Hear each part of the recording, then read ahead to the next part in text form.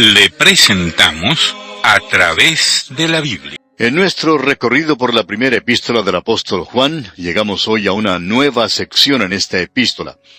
En realidad hemos llegado a la última división principal de este pequeño libro, que por cierto es muy maravilloso. Hemos visto en la primera parte que Dios es luz. Luego pasamos bastante tiempo en esta larga sección central que concluyó con el capítulo 4, donde vimos que Dios es amor. Ahora el tema del capítulo 5 es que Dios es vida. Esto está dividido en dos secciones separadas. En los primeros 5 versículos tenemos la victoria sobre el mundo. Y luego en los versículos 6 al 21 tenemos la seguridad de la salvación. Esta es una sección muy importante a la cual hemos llegado. Y recordemos que aquí en la primera parte de este capítulo 5, Juan está hablando a los creyentes de la victoria sobre el mundo. Y el mundo aquí una vez más es este sistema mundial, el cosmos, es decir, el mundo con todas sus organizaciones, todos sus gobiernos, todo su egoísmo, su avaricia, todo su terrible pecado. Y el Hijo de Dios tiene que tener su victoria sobre el mundo aquí.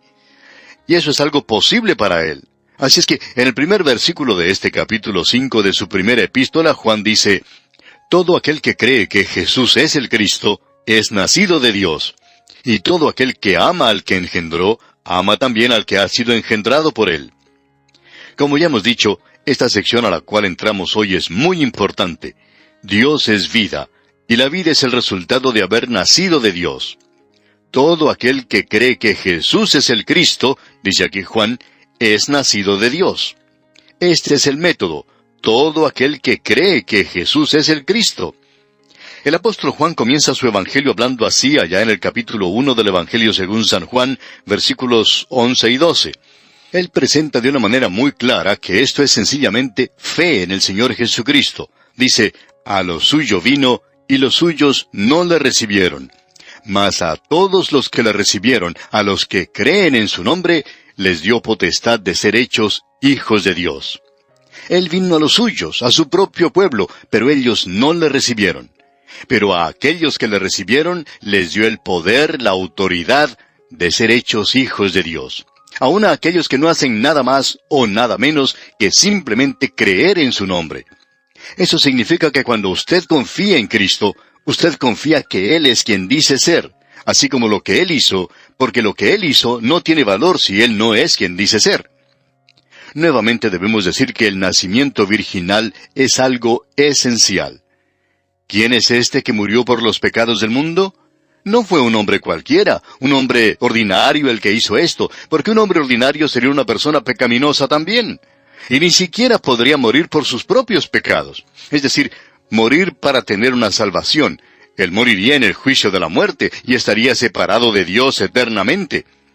Él nos dice algo de una manera muy clara. Todo aquel que cree que Jesucristo es el Cristo, es nacido de Dios. O sea que es la fe la que produce el nuevo nacimiento. Y ahora que ha nacido de nuevo, ¿cómo sabe él que ha nacido de nuevo? ¿Ha tenido alguna experiencia grande, extraordinaria? ¿Entra en algún estado extático? No, no necesariamente. Hay personas que sí pasan por situaciones así, y eso está bien. Pero eso no es lo común. Este versículo 1 nos dice, «Todo aquel que cree que Jesús es el Cristo, es nacido de Dios. Y todo aquel que ama al que engendró, ama también al que ha sido engendrado por él». Cuando usted confía en el Señor Jesucristo, nace de nuevo. Y Dios se convierte en su Padre Celestial. Él es Dios el Padre y llega a ser suyo, su Padre Celestial. Ahora Él es su Padre Celestial y usted ha sido engendrado por Él y usted le ama. Pero esto no se detiene allí nomás. Esto también indica que usted va a amar a aquellos otros que han sido engendrados por Él. Es decir, que usted va a amar a los demás hijos de Dios. Él dijo esto antes, y Juan nunca dijo que esto era algo nuevo para con él. Él dijo, «Porque este es el mensaje que habéis oído desde el principio, que nos amemos unos a otros». El Señor Jesucristo dijo, «En esto conocerán todos que sois mis discípulos, si tuviereis amor los unos con los otros».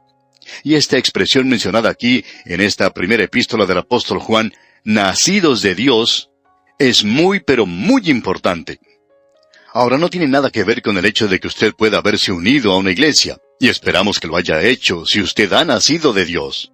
Tampoco tiene nada que ver con alguna ceremonia, pero si usted ha nacido de Dios, esperamos que haya pasado a través de alguna ceremonia.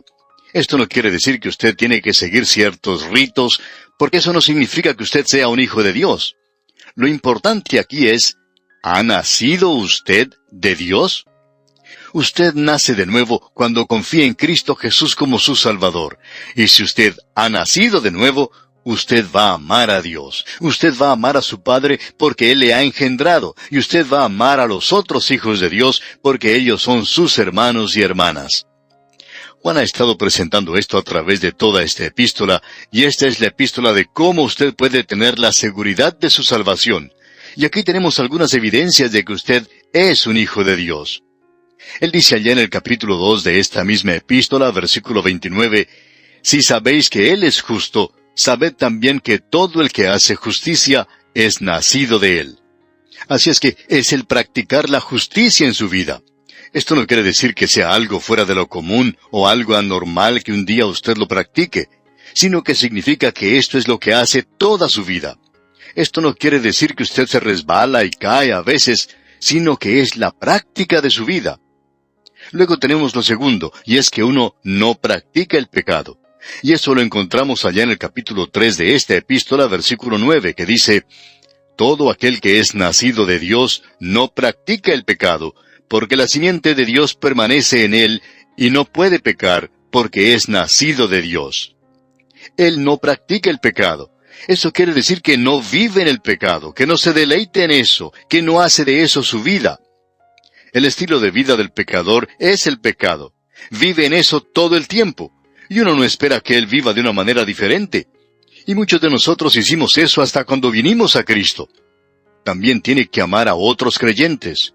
Eso se nos dice allá en el capítulo 4, versículo 7 de esta misma primera epístola del apóstol Juan. Allí leemos, «Amados, amémonos unos a otros, porque el amor es de Dios. Todo aquel que ama es nacido de Dios y conoce a Dios». Esta es otra prueba que le puede dar seguridad a usted, es decir, que usted ama a los demás creyentes. La cuarta es que hemos vencido al mundo, y ya veremos esto. No hemos llegado aún a este versículo. Eso lo podemos apreciar en el versículo 4 de este capítulo 5, y vamos a reservarnos esto hasta cuando lleguemos allí.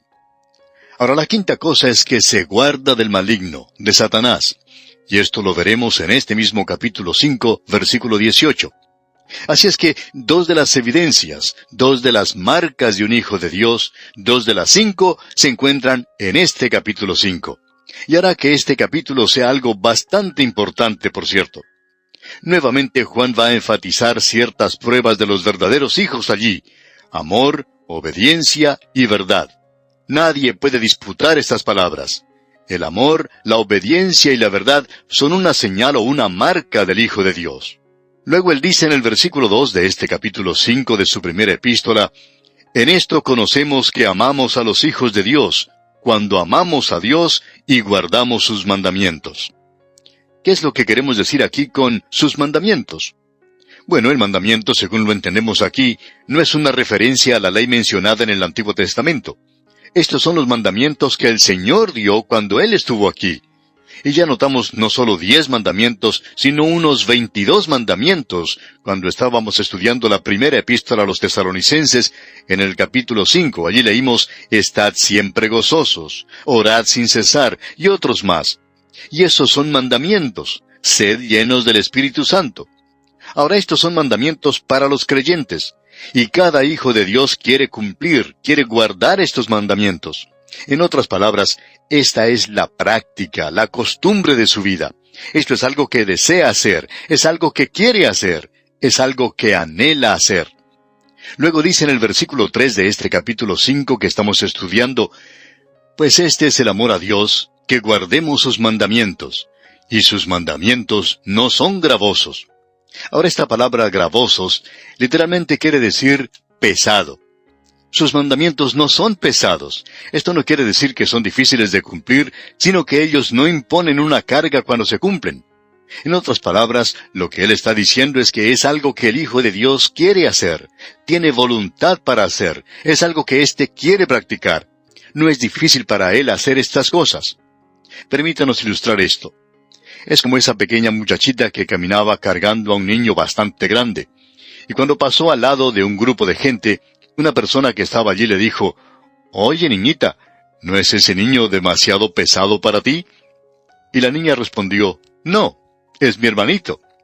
Y eso es lo que establecía toda la diferencia, por cuanto era su hermanito. Sus mandamientos no son gravosos.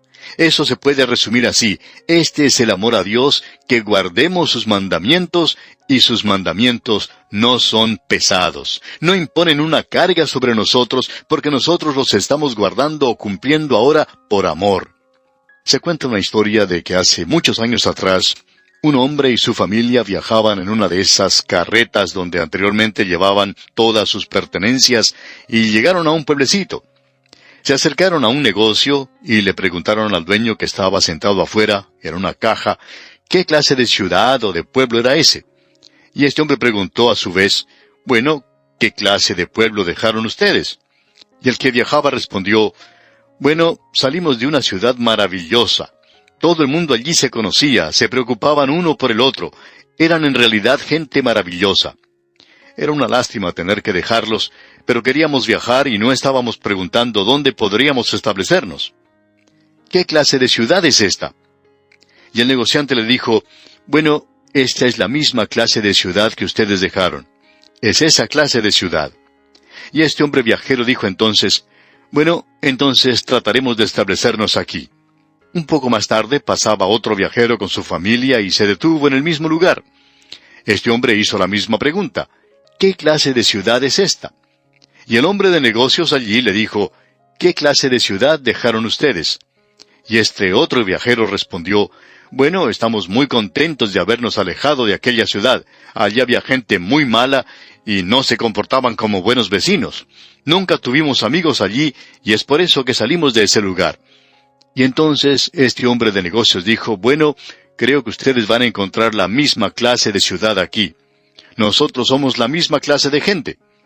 Y este hombre dijo entonces, o sea, el que viajaba dijo, bueno, entonces seguiré de largo. Un hombre que estaba sentado allí junto a este negociante le dijo, un momento, ¿por qué le dio a esos dos hombres dos puntos de vista diferentes de la ciudad? Y este hombre respondió, he aprendido que cualquiera haya sido la clase de ciudad de la cual uno proviene, esa será la misma clase de ciudad a la que uno irá a parar. Amigo oyente, el Hijo de Dios debe reconocer que Él no está buscando a alguien que haga algo por Él, sino que Él tiene que expresar ese amor en acción, y Él tiene que expresar su amor de una manera real y verdadera por los demás. Es decir, Él está hablando aquí del hecho de que si usted ama al Señor Jesús, si usted ama a su Padre Celestial, entonces usted va a amar a los demás creyentes y usted va a descubrir que sus mandamientos en cuanto a amar a los creyentes no son gravosos. En esto conocerán todos que sois mis discípulos, si tuviereis amor los unos por los otros. Usted sabrá que está guardando sus mandamientos y ellos no van a ser una carga para usted. El Señor Jesucristo dijo, mi yugo es fácil y ligera mi carga. Ahora será pesada, a menos que usted tenga en realidad ese amor por el Señor y que quiera en realidad servirle. La obra de la iglesia entonces nunca es algo difícil. Permítanos concluir con una historia en cuanto al Dr. Ironside, que estaba hablando en una ocasión con un hombre, y este hombre dijo, ¿sabe usted una cosa? Creo que la iglesia está despilfarrando el dinero en la obra misionera. Ahora, junto a este hombre se encontraba un anciano que le interrumpió y le dijo, perdone, pero ¿es cierto que usted dice que la iglesia está despilfarrando su dinero en la obra misionera? Y este hombre respondió, sí, así es. Y ese anciano entonces le preguntó, ¿cómo era que él sabía eso? Y este hombre dijo, bueno, pasé 5 meses en la India y no vi ni un solo misionero durante todo ese tiempo. Y este anciano le preguntó entonces, ¿por qué fue usted a visitar a la India? Y el hombre dijo, fui allí a cazar tigres. El anciano le preguntó entonces, ¿encontró usted algún tigre? Este hombre respondió, por supuesto, vi gran cantidad de ellos.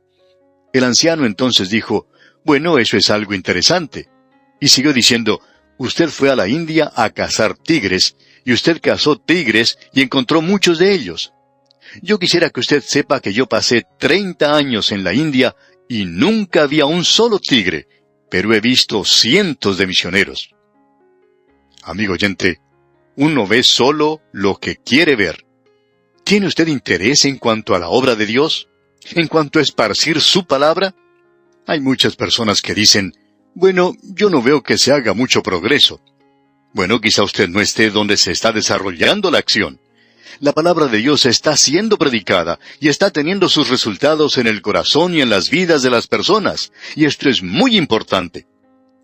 Ahora, en el versículo 4 de este capítulo 5 de la primera epístola del apóstol Juan leemos, porque todo lo que es nacido de Dios vence al mundo, y esta es la victoria que ha vencido al mundo, nuestra fe.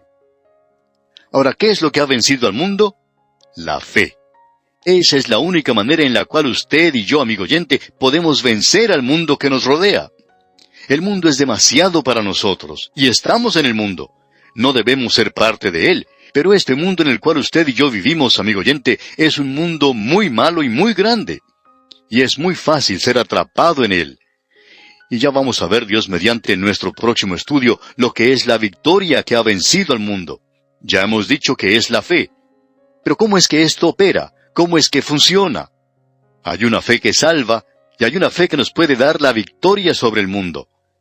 Y veremos esto, Dios mediante, en nuestro próximo programa. Mientras tanto, le sugerimos estudiar los restantes versículos de este capítulo 5 de la primera epístola del apóstol Juan, para estar familiarizado con su contenido, de tal manera que el estudio de este capítulo 5 sea de orientación y guía en su deseo de conocer mejor lo que Dios tiene para su vida.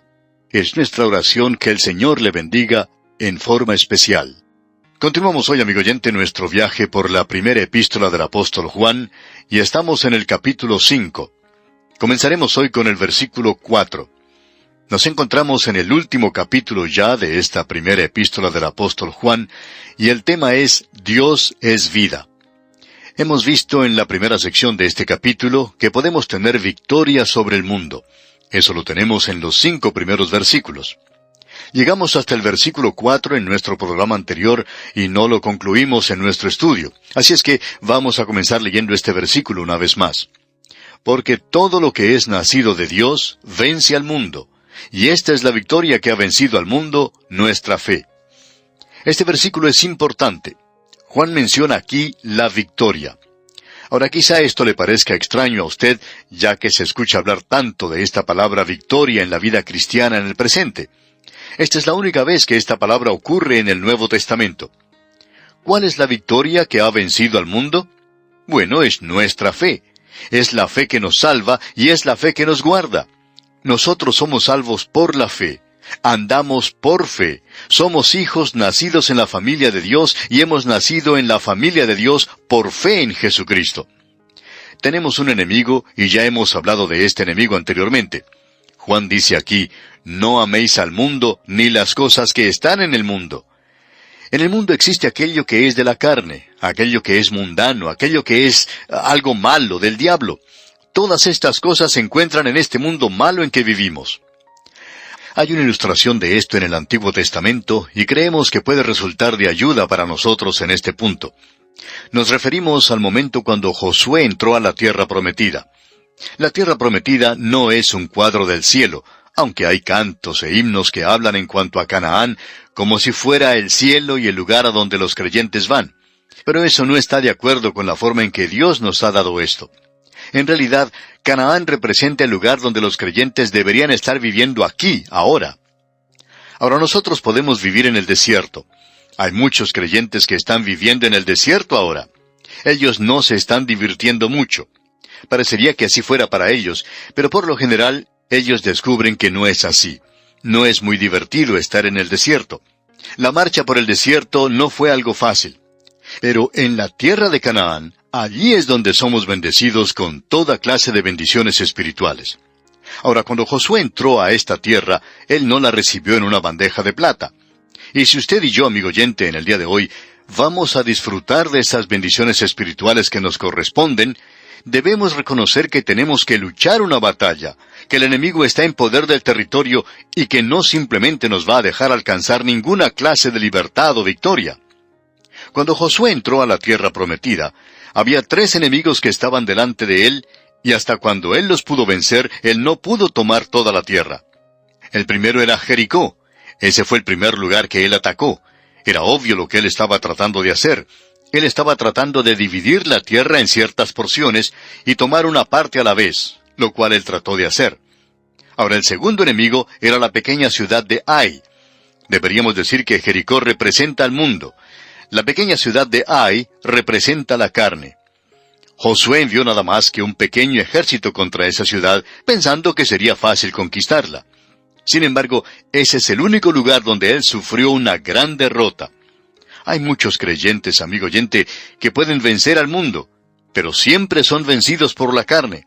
Es decir, que hay muchos santos en el presente que no se ponen a practicar cosas mundanas, pero por cierto que ellos van a la iglesia y se entregan a los chismes. Satisfacen los caprichos de la carne. Pueden hacer sonar las trompetas alrededor de Jericó, pero no lo pueden hacer alrededor de la ciudad de Ai. Luego estaban los Gabaonitas. Estos representan al diablo. Ellos engañan, ellos obran astutamente. Ellos engañaron a Josué. El diablo es mentiroso desde el principio. Volvamos ahora al versículo 4 y observemos esto en referencia a Jericó. Leemos aquí, porque todo lo que es nacido de Dios vence al mundo. Ahora usted es un hijo de Dios, entonces usted puede vencer al mundo. ¿Cómo puede lograrlo? Dice aquí Juan, y esta es la victoria que ha vencido al mundo, nuestra fe. Amigo oyente, esto no se logra luchando, sino por fe.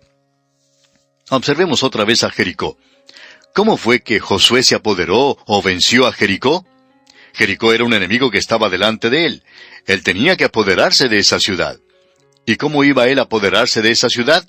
¿Luchando? Él no luchó para nada. Dios le dijo lo que debía hacer. Y Dios le dijo, yo no quiero que tú hagas un asalto contra la ciudad. No quiero que ustedes utilicen los arietes y traten de entrar allí destruyendo las puertas. Lo que yo quiero que ustedes hagan es que marchen alrededor de la ciudad. En lugar de colocar al ejército al frente de todo, o una guardia especial, tú debes poner allí a los sacerdotes con el arca. Ellos llevarán también los cuernos, y harán sonar esos cuernos. Las trompetas sonarán cuando pasen alrededor de la ciudad, y ustedes no tienen que atacarla. Bueno, ese era un método muy fuera de lo común, por cierto, y de seguro que la ciudad de Jericó se había preparado para soportar el ataque de esta gente que había cruzado el río Jordán cuando estaba crecido, lo que parecía algo imposible, y que era una señal de las cosas que vendrían. Los habitantes de la ciudad se iban a defender a sí mismos, y la ciudad de Jericó estaba completamente cerrada. Pensamos que la guardia a la entrada principal tenía señalado o indicado que se aproximaba todo el ejército de Israel. Este ejército marchó hasta las puertas mismas de Jericó, y usted recordará que dentro de la ciudad, detrás de esas puertas, se encontraba el ejército esperando. El ejército de Jericó estaba listo para la lucha. Pero cuando llegaron los hijos de Israel allí, voltearon hacia la derecha y continuaron su marcha. Marcharon alrededor de los muros de la ciudad, y luego de haber hecho eso, regresaron a su campamento. Ahora uno puede estar seguro de una cosa, que esa misma noche hubo una reunión de los generales de Jericó tratando de descifrar cuál era la estrategia que estaba utilizando esta gente contra ellos. Así es que se prepararon para el ataque del próximo día. Los centinelas anunciaron la llegada del ejército cuando los vio venir. Nuevamente se prepararon para la batalla. Si trataban de derribar las puertas, detrás de ellas había soldados listos para derramar sobre ellos aceite hirviendo o agua hirviendo, o lanzar flechas o lanzas si trataban de invadir la ciudad. Pero ellos no trataron de hacer eso. Sencillamente volvieron a marchar alrededor de la ciudad. E hicieron eso por 6 días. Y para entonces, la gente dentro de la ciudad estaba preguntándose qué iba a suceder. No sabían lo que estaba pasando. Pero en el 7º día, cuando marcharon alrededor de la ciudad por una vez, los comandantes generales dieron un suspiro de aliento y pensaron que ya no iban a atacar la ciudad. Estaban haciendo algo que parecía una locura. Y ese era el punto de vista del mundo, de que era una locura. Debemos decir que era una estrategia muy fuera de lo común, por cierto, pero esta vez el centinela dijo, «Esperen un momento. No están regresando a su campamento ahora, sino que están marchando alrededor otra vez». Y ellos hicieron eso 7 veces. ¿Y qué sucedió después? Bueno, hicieron sonar las trompetas y los muros de Jericó se derrumbaron. Cuando cayeron los muros de Jericó, entraron a la ciudad los hijos de Israel. Usted debe recordar que ellos probablemente estaban rodeando completamente toda la ciudad, y el ejército adentro ya prácticamente había abandonado la idea de seguirlos alrededor, y por cierto que fueron tomados por sorpresa. Ahora, ¿cómo se apoderaron los hijos de Israel de la ciudad de Jericó? ¿Por medio de la lucha? No, amigo oyente, ellos no lucharon. Ellos estuvieron marchando alrededor según las órdenes que les fueron dadas, no por Josué, sino por ese capitán de las huestes invisibles del Señor. Francamente hablando, amigo oyente, siempre hemos tenido problemas con esto, hasta hace algunos años, y no era de la caída de los muros de Jericó. Creemos que eso ha sido establecido plenamente. Pero lo que nos preocupaba en el pasado, ya no nos preocupa ahora en el presente, es el hecho de la táctica usada por Josué, un hombre de mucha habilidad militar que ya había comprobado su estrategia militar en otras partes. ¿Por qué utilizó él esas tácticas? Alguien dirá, bueno, Dios se lo mandó. Sí, pero creemos que él pudo haber estado en desacuerdo con las tácticas. Pero usted recuerda ese incidente cuando Josué vio a un hombre con una espada desenvainada cerca del campamento, y él fue y le dijo a este hombre, bueno, ¿y qué es lo que usted está pensando? ¿Quién le dijo que desenvainara esa espada? La pregunta de Josué en realidad fue, ¿eres de los nuestros o de nuestros enemigos? Así es como ha sido traducida, y es una buena traducción. Pero significa, ¿quién le dijo a usted que podía desenvainar esa espada? ¿Quién le dio esa orden? Ve usted, Josué pensaba que él era el comandante. Pero cuando esta persona se volvió, Josué pudo apreciar que era una persona sobrenatural. Y creemos personalmente que este no era otro sino el Cristo preencarnado. Así es que, cuando él se volvió y Josué le vio, se postró a sus pies. De modo que Josué aprendió una lección, que él no estaba a cargo de todo en realidad. El puesto de comando no estaba en su propia tienda, sino que estaba en el cielo. Y que allí estaba el capitán de los ejércitos del Señor. Y ese varón que él vio, dijo en respuesta a la pregunta de Josué, de si él era de los suyos o de los enemigos, le dijo, no, mas como príncipe del ejército de Jehová he venido ahora. En otras palabras, esta batalla que estás peleando es tanto una batalla espiritual, así como una batalla física, y yo soy el príncipe, el capitán. De modo que este general Josué tenía que recibir órdenes del capitán, del príncipe del ejército de Jehová. Él fue quien dijo que debía marchar alrededor de la ciudad. Y él no tiene ninguna dificultad. Si usted se hubiera encontrado con Josué y le hubiera preguntado por qué estaba haciendo una cosa que parecía locura, creemos que él hubiera respondido que sí, que quizá parecía una locura, pero que después de todo él estaba obedeciendo órdenes. Ahora, si usted ha tenido alguna experiencia en el ejército, sabe que un soldado raso nunca le habla a un capitán. Cuando su capitán le dice que vaya a hacer esto o aquello, el soldado no se detiene a decir, bueno, yo he estado pensando en cuanto a esto y creo que hay una mejor forma de hacerlo. ¿Ha escuchado usted alguna vez que un soldado le dice a un capitán, no? Lo único que él contesta es, sí, mi capitán. Él va y hace lo que su capitán le ha ordenado. En cierta ocasión, unos soldados tuvieron problemas con su comandante en la unidad en que se encontraban. Habían salido durante la noche sin permiso, y cuando regresaron al día siguiente, el capitán se había dado cuenta de sus actividades y les mandó que cavaran un hueco. Él les dijo, quiero que hagan este hueco de 2 metros de largo, 1 de ancho, y que sea de 2 metros de profundidad. Estos soldados lo hicieron. Cuando concluyeron su labor, fueron y se lo informaron al capitán.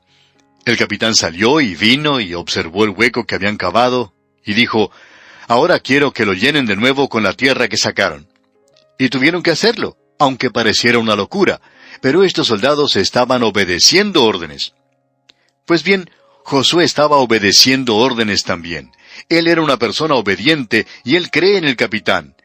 Y como podemos leer en el Nuevo Testamento, allá en el capítulo 11 de la Epístola a los Hebreos, versículo 30, dice, por la fe cayeron los muros de Jericó después de rodearlos 7 días.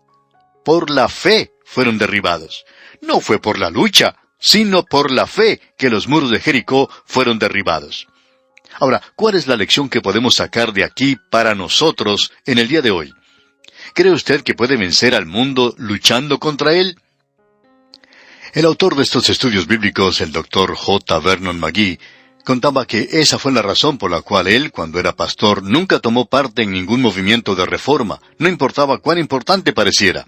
Muchos de ellos eran proyectos muy buenos, pero él nunca formó parte de ninguna comisión o comité y tampoco tomó parte como pastor de su iglesia, porque él pensaba que no había sido llamado para eso. Uno no vence al mundo luchando contra él. Contaba el Dr. McGee que en cierta ocasión conoció a una exactriz de cine, hace ya muchos años, y ella le llamó por teléfono cuando él era pastor en la ciudad de Los Ángeles, en el estado de California, pidiéndole que formara parte de una comisión para ayudar a reformar el centro de la ciudad de Los Ángeles. Ahora, la ciudad de Los Ángeles necesitaba ser reformada, y aún lo necesita. Pero decía el Dr. McGee que él pensaba que no había sido llamado para hacer eso. Por tanto, se negó a servir en ese comité. Ahora, esa exactriz no lo podía creer y le dijo, ¿me está usted diciendo que no quiere formar parte de esta comisión de ayuda? Y el Dr. McGee le respondió, eso es exactamente lo que estoy tratando de decirle. Y ella dijo, ¿no es usted pastor de una iglesia? Y él respondió que sí. Ella dijo entonces, ¿y como predicador usted no está interesado en eso? Él le respondió que no había dicho eso, sencillamente que no quería tomar parte en ese comité. Y ella preguntó, ¿por qué? Y entonces el Dr. McGee le dijo que él no tomaba parte del comité porque él creía que el Señor le había llamado a él a pescar en la laguna, pero nunca le dijo que fuera a limpiar esa laguna. De modo que el trabajo que él tenía era pescar, predicando la palabra de Dios y dejando que el Espíritu de Dios limpiara lo que tenía que limpiarse. Ese es el departamento donde él está. Yo no estoy en ese departamento, le dijo. A ella no le gustó eso, pero tuvo que aceptarlo. El Dr. McGee pensaba que él no tenía que estar luchando contra el mundo. Ahora, la tarea de Josué no era luchar, sino creerle a Dios. Y él le creyó a Dios, y los muros fueron derribados. Amigo oyente, nosotros somos salvos por fe. Y si vamos a vencer al mundo, no lo vamos a vencer luchando contra él. Vamos a vencerlo por la fe. Esa es la única forma en que usted y yo podemos tratar con el mundo en el cual vivimos. Y creemos que este es el gran mensaje que tenemos aquí. Ahora, en el versículo 5 de este capítulo 5 de la primera epístola del apóstol Juan dice, ¿quién es el que vence al mundo, sino el que cree que Jesús es el Hijo de Dios? Aquí tenemos la fe en la persona del Señor Jesucristo y fe en el futuro. Y Él va a ser quien va a vencer. Luego en el versículo 6 leemos, este es Jesucristo que vino mediante agua y sangre, no mediante agua solamente, sino mediante agua y sangre. Y el Espíritu es el que da testimonio, porque el Espíritu es la verdad. Aquí tenemos la fe que Cristo da para salvación, y aquí y ahora en este mundo, y para aquel que es creyente que confía en Cristo, Él es salvo ahora. ¿Pero cómo? Bueno, mediante agua y sangre. Creemos que esta es una referencia a lo que se dice allá en el capítulo 19 del Evangelio según San Juan, versículo 34. Usted recordará que el apóstol Juan estaba contemplando la crucifixión de Cristo, y él dice que esto fue lo que sucedió. Pero uno de los soldados le abrió el costado con una lanza, y al instante salió sangre y agua. Juan notó algo que nadie más había notado. Existe la posibilidad de que él estaba más cerca de la cruz que cualquiera de los otros apóstoles. Y él notó que cuando el soldado le abrió el costado con la lanza, de allí salió sangre y agua. No solo un elemento, sino los dos. Y ahora Juan hace una aplicación de esto. Él tenía mucho que decir en cuanto a esto. Lo enfatizó. Él aquí nuevamente dice que es mediante agua. ¿Qué agua? Esto nos habla de la palabra de Dios. Y eso es lo que quiso decir el Señor Jesucristo cuando dijo que el que no naciere de agua y del Espíritu no puede entrar en el reino de Dios. El agua es la palabra viviente de Dios por el Espíritu de Dios. Así es que aquí tenemos a aquel que vino por agua, la palabra de Dios que el Espíritu de Dios utiliza, y la sangre es por la muerte de Cristo. Ahora el versículo 6 dice, este es Jesucristo que vino mediante agua y sangre, no mediante agua solamente, sino mediante agua y sangre. Y el Espíritu es el que da testimonio, porque el Espíritu es la verdad. Es el Espíritu el que puede hacer vivir estas cosas. Queremos señalar algo que quizá pueda sorprenderle. El Señor Jesucristo le dijo a sus discípulos que entre su muerte y resurrección y el día de Pentecostés permanecieran en Jerusalén, que ellos no tenían que testificar. ¿Por qué? Porque ellos no podían testificar sin el Espíritu Santo. Por tanto, es esencial, si alguien ha de ser salvo hoy, no solamente que Cristo murió hace más de 2000 años, sino que el Espíritu de Dios obre hoy en los corazones y en las vidas. Esa es una de las razones por las cuales leemos las cartas de nuestros oyentes. Es para demostrar que la palabra de Dios, tomada por el Espíritu de Dios, puede aplicar la sangre de Cristo al corazón y a la vida del hombre. Y Cristo murió por nuestros pecados. Pero el Espíritu de Dios tiene que hacer eso real y verdadero para nosotros. Eso hace de este pasaje algo muy importante para nosotros. Y vamos a detenernos aquí por hoy. Continuaremos Dios mediante en nuestro próximo programa.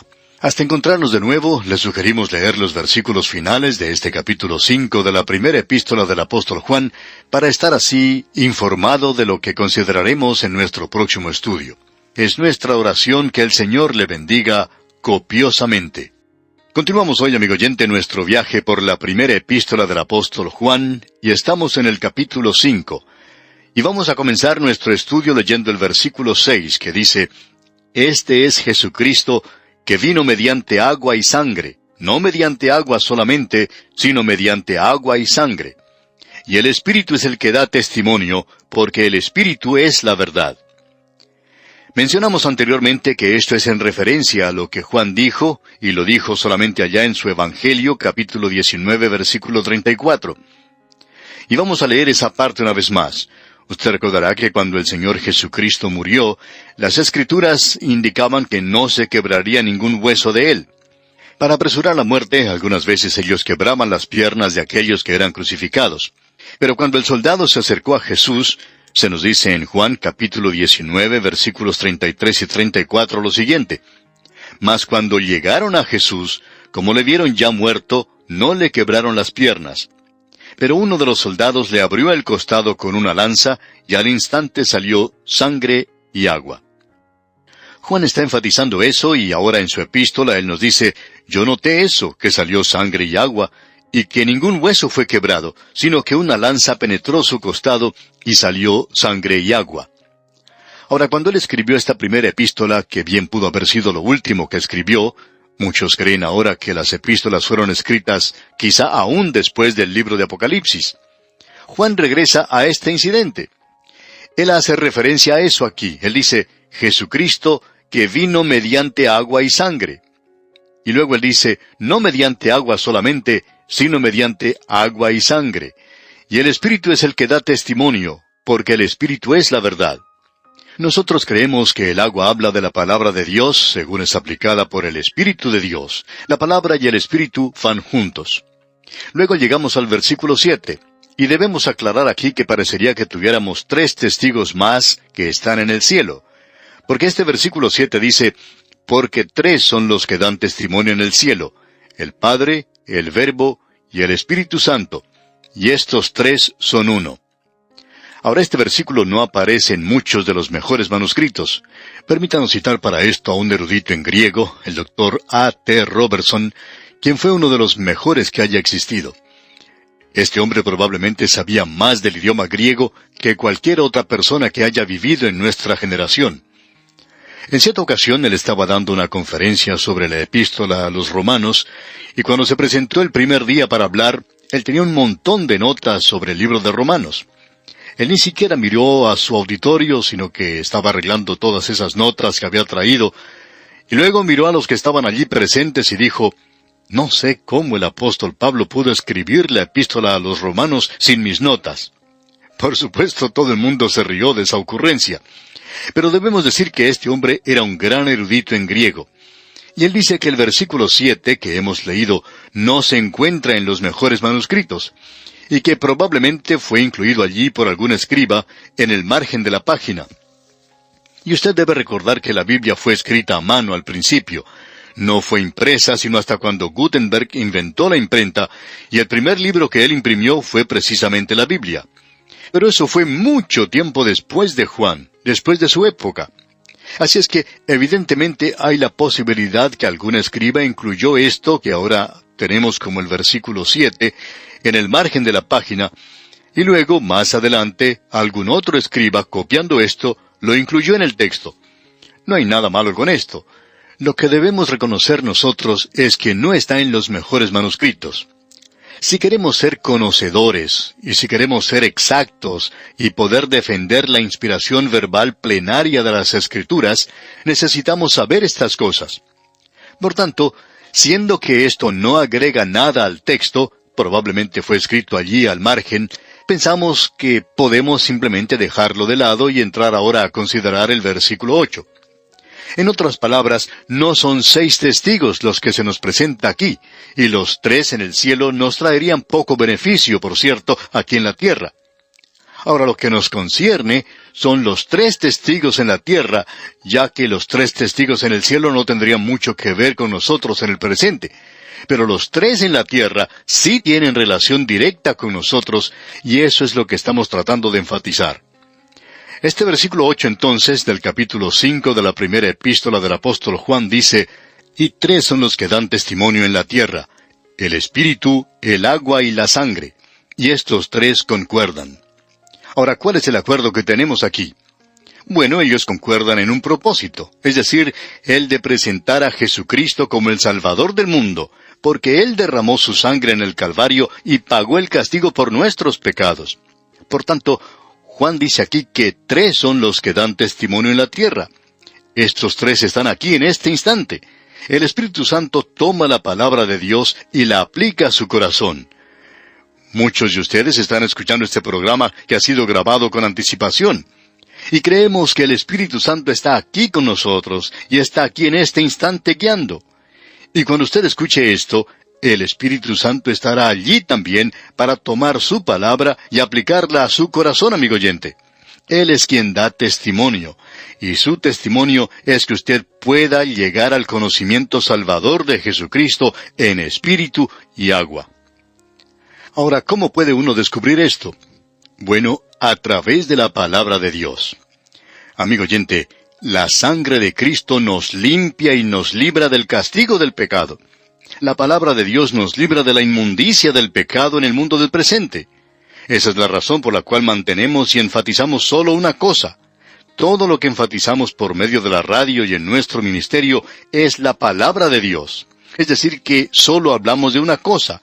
Tenemos nada más que una salida. Y esperamos que no se vuelva demasiado monótona. Pero amigo oyente, la palabra de Dios es lo único que puede limpiar su vida aún como creyente. También es la única cosa que puede mantenerla limpia. Eso es algo muy importante. Estamos viviendo en un día cuando se le da mucha atención a este asunto de la limpieza, y en realidad demasiada atención. Que si usted no usa cierto jabón de baño especial, o cierta marca de jabón, pues probablemente usted pueda hasta perder su trabajo, y por cierto que todos sus amigos le van a abandonar. Pero si usted usa cierta clase, cierta marca, y es una sustancia milagrosa, pues lo limpiará usted. También limpiará sus ropas y todo lo demás. Limpiará todo, con excepción de aquello que está dentro de usted. Eso no lo va a limpiar. Solo la palabra de Dios, amigo oyente, puede hacerlo. Es el único limpiador milagroso que existe en el mundo. Y por cierto que lo puede limpiar completamente. Esa es la razón por la cual enfatizamos la palabra de Dios, porque puede salvarle. Siendo renacidos no de simiente corruptible, sino de incorruptible, por la palabra de Dios que vive y permanece para siempre, nos dice el apóstol Pedro. Porque presenta a Cristo quien derramó su sangre por sus pecados y los míos, amigo oyente. Eso es importante. Él murió por nuestros pecados. Él resucitó para nuestra justificación. La palabra de Dios puede mantenerle a usted limpio. Usted puede utilizar cualquier clase de limpiador, y en grandes cantidades si quiere. Pero eso no le va a mantener limpio. Eso no va a limpiar dentro de usted. Solo la palabra de Dios puede mantenerle limpio. Y eso es lo que Juan está enfatizando aquí. Estos 3 dan testimonio en la tierra. El Espíritu utiliza el agua de la palabra y aplica la sangre para nuestra salvación. Y estos 3 concuerdan. Es decir, que estos tres tienen que estar de acuerdo y quieren que usted sea salvo y quieren que permanezca salvado. Luego dice Juan en el versículo 9 de este capítulo 5 de su primera epístola, si recibimos el testimonio de los hombres, mayor es el testimonio de Dios, porque este es el testimonio con que Dios ha testificado acerca de su Hijo. Aquí dice, si recibimos el testimonio de los hombres. Ahora hemos llegado hoy a una brecha en la credibilidad entre el hombre y los medios informativos, entre el hombre y los políticos, y todo aquello que hay en la televisión. A veces uno se da cuenta que hay algunos comentaristas que dan las noticias, y en lugar de estar presentando noticias, están presentando su propia opinión. Lo único que hacen es presentar propaganda. No están presentando los hechos, y todo lo que presentan tiene cierta tendencia, y es algo distorsionado, y con cierta inclinación a la posición liberal. Aparentemente esa gente está dispuesta a informarle mal a usted, están dispuestos a ocultar algunos hechos, y eso hace que uno pierda confianza en ellos. Ahora hemos llegado a una época cuando es difícil recibir el testimonio de los hombres. Pero lo interesante de notar es que la mayoría de la gente por lo general cree todo esto. Uno se da cuenta de eso por las encuestas que se llevan a cabo. La influencia o la popularidad de un hombre es determinada por lo que se dice en los medios informativos. Eso es cierto de cualquier persona, y la superchería más grande puede ser alabada. Eso es lo que Hollywood hizo por muchos años.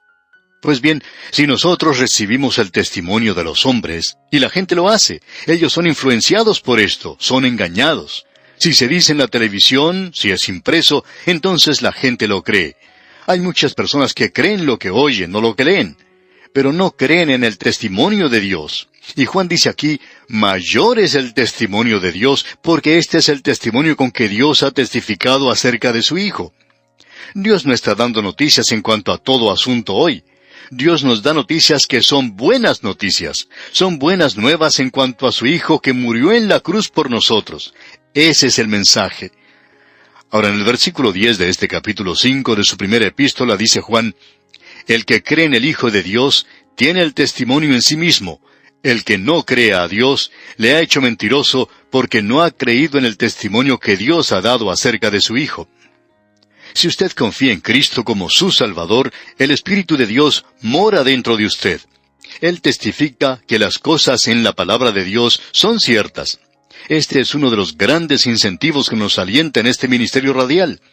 Hay muchas personas que no nos han visto nunca, y quizá eso es algo bueno. Ellos tienen el Espíritu de Dios morando en sí mismos, y ellos escuchan la palabra de Dios y la aceptan, porque el Espíritu da testimonio de que están escuchando la palabra de Dios.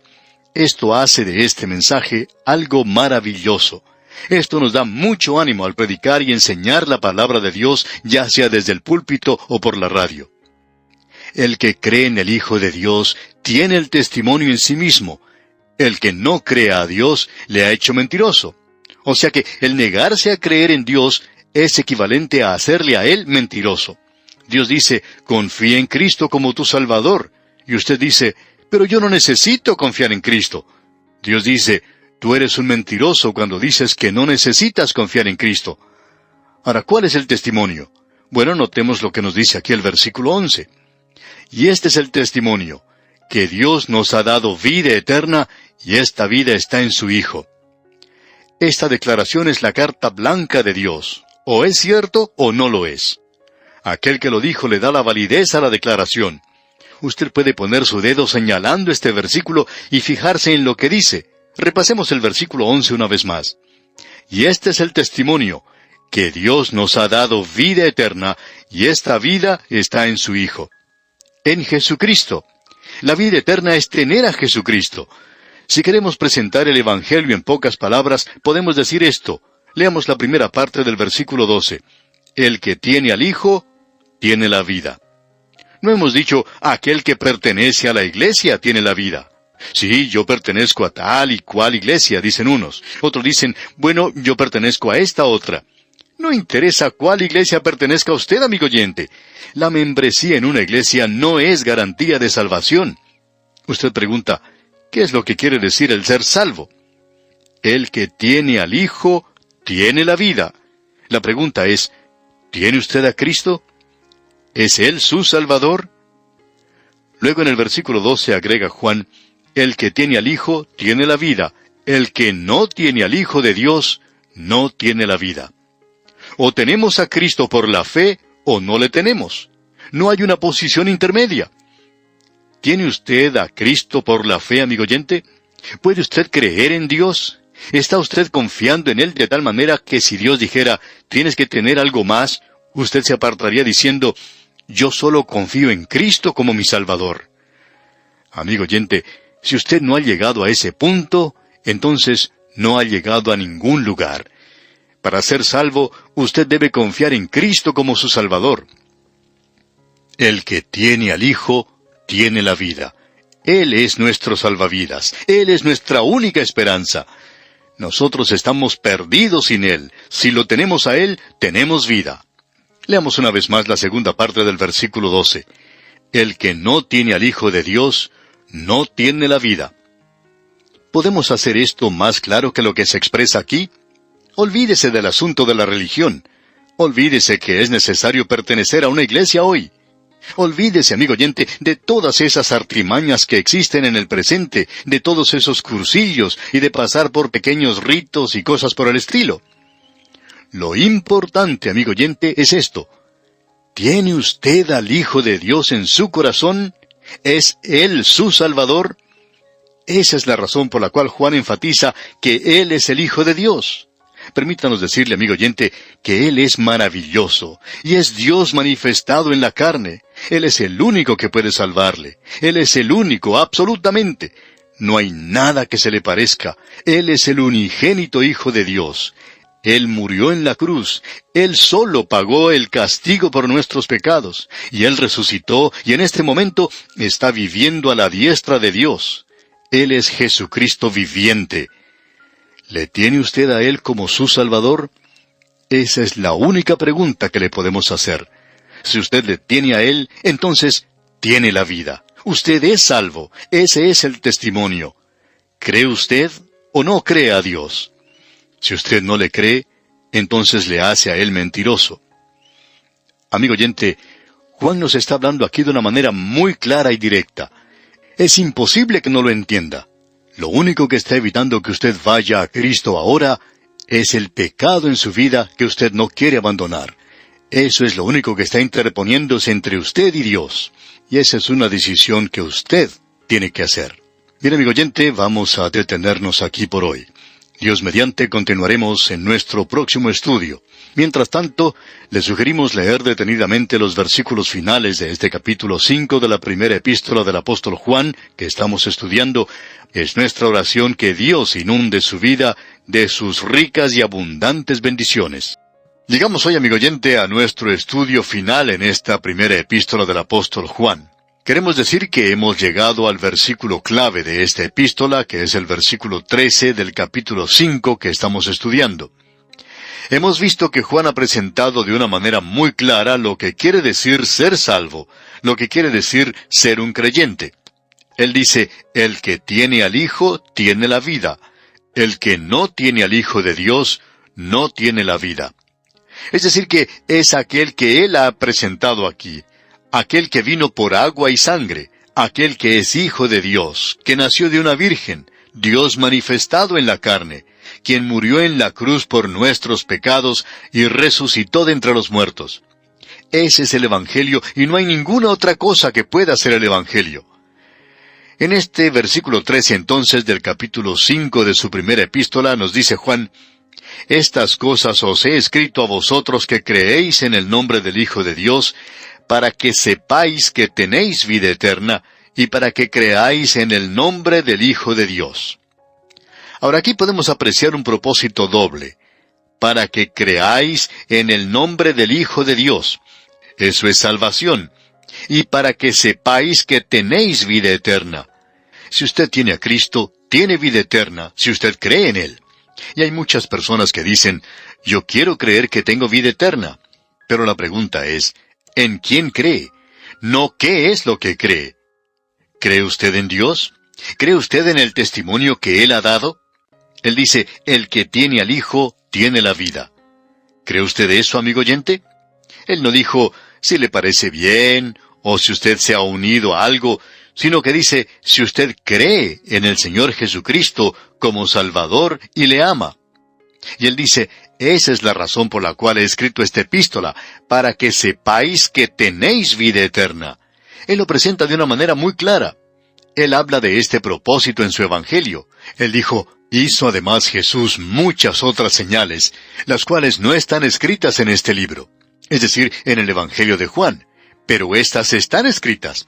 Él no lo escribió todo, sino algunas cosas. Y dice, pero éstas se han escrito para que creáis que Jesús es el Cristo, el Hijo de Dios, y para que creyendo tengáis vida en su nombre.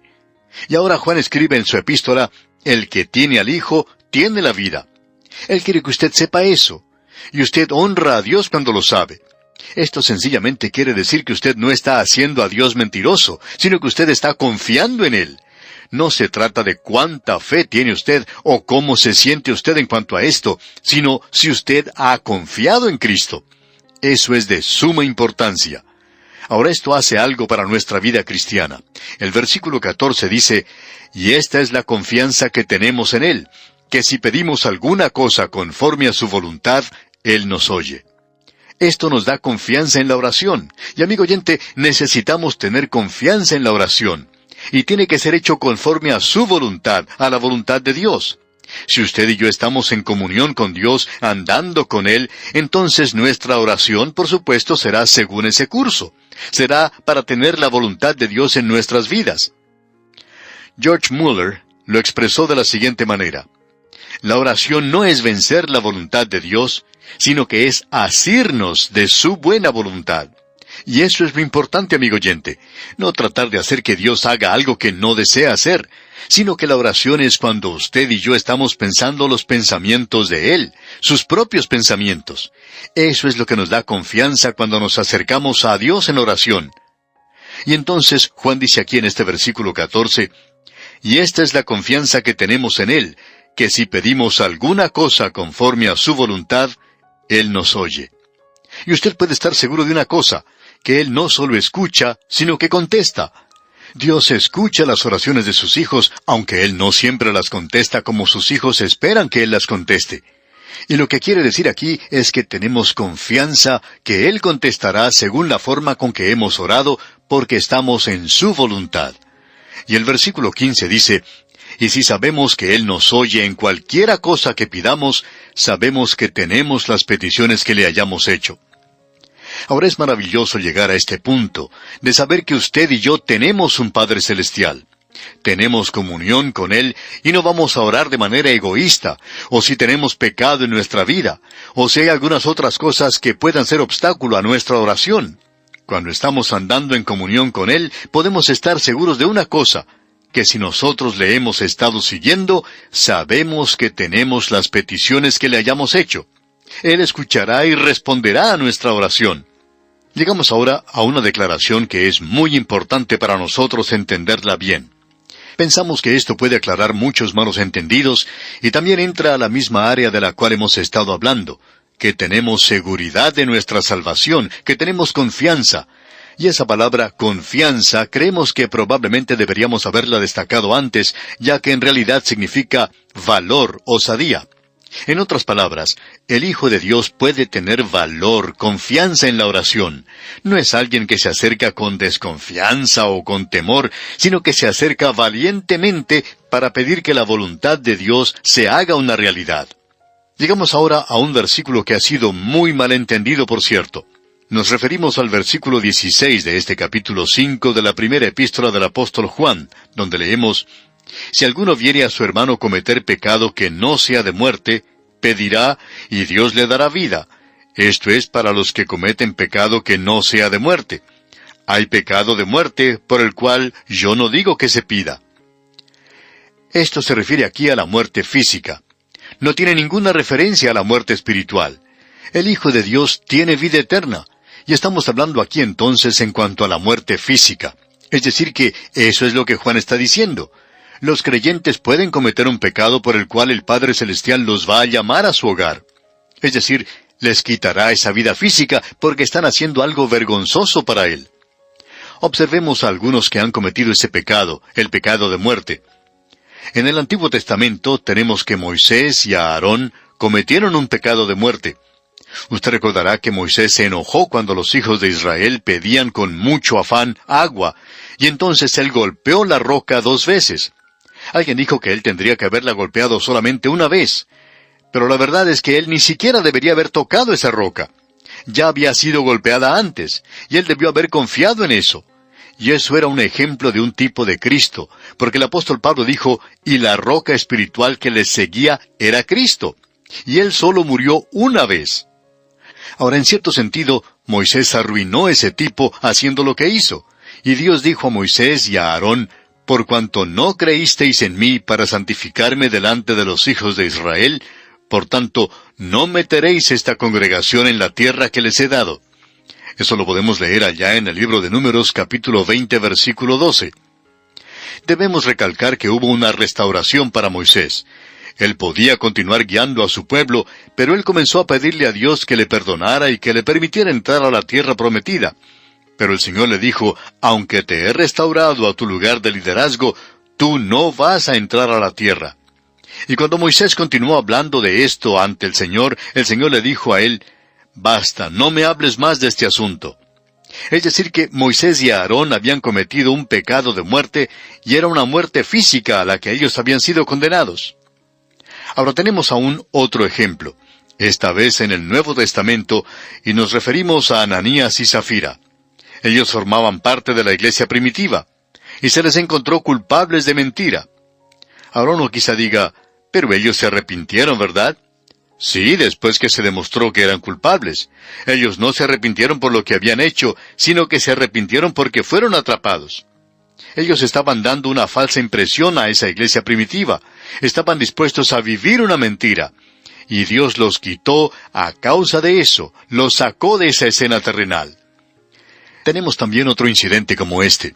Se menciona en la primera epístola a los Corintios. Había personas que estaban bebiendo demasiado de la cena del Señor y no estaban comprendiendo el significado de todo esto. Y es por eso que el apóstol Pablo podía escribirles y decirles, por lo cual hay muchos enfermos y debilitados entre vosotros, y muchos duermen. Muchos duermen quiere decir que estaban muertos. Lo que él está diciendo aquí es que ellos estaban cometiendo un pecado de muerte. Ahora quizá alguien pregunte, ¿y cuál es ese pecado de muerte? Bueno, para comenzar debemos decir que no es un pecado imperdonable. Es nada más que la muerte física. No es una muerte espiritual. Si las personas no hubieran sido hijos de Dios, entonces Él nunca los hubiera llevado al hogar celestial. El Señor no castiga a los hijos del diablo, solo castiga y disciplina a los suyos propios, y lo hace cuando sus hijos pecan de muerte. Ahora alguien quizá diga, bueno, ¿y cuál es entonces? ¿Cuál es específicamente ese pecado? Bueno, para Moisés y Aarón era una cosa. Ellos se enojaron, destruyeron en realidad un tipo de Cristo, del Señor Jesús. Y Ananías y Zafira estaban viviendo como hipócritas. Eso lo encontramos en la ciudad de Corinto.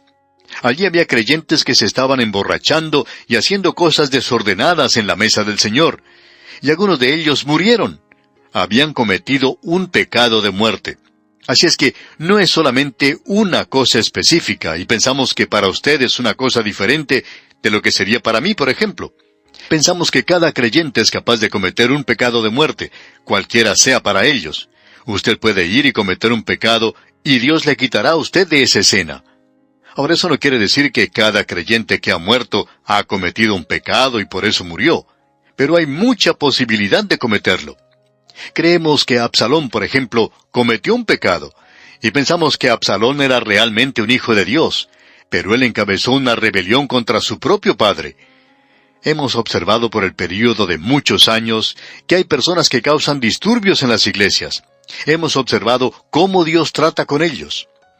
Amigo oyente, no solo hemos visto que han sido quitados por la muerte, sino que también los hemos visto puestos de lado, hechos a un lado, de manera tal que ya no pueden servir a Dios. Creemos que es posible cometer un pecado de muerte, y eso no es muerte espiritual, repetimos. Es sencillamente llevar a ese Hijo de Dios que ha cometido ese pecado a su hogar celestial. Ahora permítanos ilustrar esto. Aquí tenemos a una madre que tiene un hijo pequeño, y este jovencito es un muchachito muy bueno. En la casa de al lado vive un muchachito que es muy maleducado y es de la misma edad. Ellos dos juegan en el patio. Cierto día, la madre que trabajaba en la cocina escucha que ese muchacho maleducado está gritando a más no poder. Sale entonces a la puerta y mira, y allí puede ver a su hijo, a ese niñito tan bueno, encaramado encima del otro muchacho maleducado, dándole una tremenda paliza. Ella entonces dice: Juanito, tienes que venir a casa ahora, porque no te estás portando bien con tu vecino. Y él le dice: sí, mamá. Y luego dice: me portaré mejor. Entonces ella le dice: muy bien, pero si no te portas bien, te voy a traer dentro de casa. Ella regresa, pasa una hora, y luego vuelve a escuchar el llanto del muchachito de al lado. Sale otra vez y se encuentra con la misma escena anterior. Su hijito tan bueno está castigando al chico de al lado, dándole una terrible paliza. Entonces ella dice: Juanito, ven a casa. Y éste contesta: yo no quiero ir a casa. Ella dice: te dije que si hacías eso otra vez, tendrías que venir a casa. Entonces él dice: pues yo no quiero ir a casa. Y no se quiere mover. ¿Qué es lo que la madre hace entonces? Sale, toma a ese muchacho de la mano, a ese muchachito tan bueno que está gritando a más no poder, y ella lo lleva dentro de casa. Tiene que ir allá. Ahora él aún es su hijo. Quizá ya no sea el angelito de antes, pero aún es su propio hijo. Eso nunca cambió. Pero este muchacho ya no puede jugar afuera. Pues bien, vemos que un hijo de Dios puede salir y hacer algo vergonzoso, y entonces tiene que regresar a su hogar. El Señor lo pondrá a un lado o lo llevará al hogar por medio de la muerte.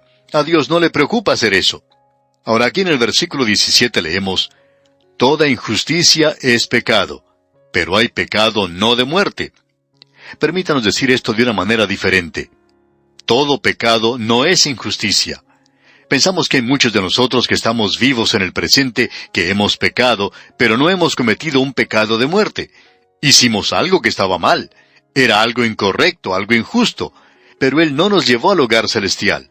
Y si Él estuviera haciendo eso, yo hubiera sido llevado al hogar celestial hace mucho tiempo. Ahora notemos lo que dice aquí el versículo 18 de este capítulo 5 de la primera epístola del apóstol Juan. Sabemos que todo aquel que ha nacido de Dios no practica el pecado, pues aquel que fue engendrado por Dios le guarda, y el maligno no le toca. Usted y yo, como ya hemos dicho y visto anteriormente en esta misma epístola, tenemos dos naturalezas, una vieja naturaleza y una nueva naturaleza. La nueva naturaleza no peca, nunca peca. Esa naturaleza tiene un deseo para Dios y las cosas de Dios. La vieja naturaleza, en cambio, sí va a pecar y lo hace porque es así. Amigo oyente, este es otro versículo que nos hace creer que un hijo de Dios nunca, jamás puede ser poseído por los demonios. Creemos que puede ser oprimido por los demonios. Creemos que los creyentes pueden llegar a ese lugar, pero nunca llegar a ser poseídos por los demonios. Sería algo imposible que un hijo de Dios haga eso. ¿Por qué? Porque mayor es el que está en vosotros que el que está en el mundo. Y el Espíritu Santo no va a estar morando en ese mismo lugar donde mora un demonio. Hasta los cerdos cayeron al agua cuando los demonios fueron a vivir dentro de ellos. No creemos, pues, que un hijo de Dios pueda hacer eso. Ahora el versículo 19 dice: sabemos que somos de Dios, y el mundo entero está bajo el maligno. Uno puede predicar un sermón basado en este versículo y lo podría llamar cuando el diablo hace dormir al bebé. Aquí dice: sabemos que somos de Dios, y el mundo entero está bajo el maligno. Es decir, está dormido en los brazos del maligno, no en la maldad, sino en los brazos del maligno. O sea que el diablo ha hecho dormir al mundo. Y el diablo nos está diciendo a nosotros que en este programa de A Través de la Biblia no digamos nada, que nos quedemos callados. Estamos despertando a la gente y él no quiere que hagamos eso. Ellos se sienten muy cómodos, muy confortables. Hay muchas personas en las iglesias que están muertos en sus delitos y pecados. Y él, Satanás, no quiere que les despertemos. Él quiere que los dejemos tranquilos. Esto es algo que molesta mucho al diablo. Usted y yo estamos viviendo en un mundo que está dormido en los brazos del maligno. Y amigo oyente, cuando usted mira a su alrededor, tiene que estar de acuerdo con esto. Luego en el versículo 20 dice: Pero sabemos que el Hijo de Dios ha venido, y nos ha dado entendimiento para conocer al que es verdadero, y estamos en el verdadero, en su Hijo Jesucristo. Este es el verdadero Dios y la vida eterna. Amigo oyente, esa es la razón por la cual el cristianismo no es una religión, es una persona, y esa persona es Cristo Jesús. Si usted viene a Él, entonces tiene la salvación. Y luego el apóstol Juan concluye diciendo aquí en el versículo 21 de este capítulo 5 de su primera epístola, «Hijitos, guardaos de los ídolos». Amén. Debemos guardarnos de las cosas de este mundo que llaman nuestra atención, que nos atraen. La codicia es idolatría, y hay otras cosas que son idolatría también. Hay muchas personas que están adorando muchas cosas en este mundo malo en que nos encontramos en el presente. Y estas cosas no son sino ídolos. Y el apóstol Juan concluye esta epístola con una exhortación diciendo, «Hijitos, guardaos de los ídolos». Bien, amigo oyente, llegamos así al final de este estudio de la primera epístola del apóstol Juan. Confiamos que haya sido de tanta bendición para usted como lo ha sido también para nosotros. Damos gracias a Dios por el privilegio que nos ha concedido de recorrer junto con usted esta porción de la palabra de Dios. Que Dios le bendiga maravillosamente, es nuestra ferviente oración.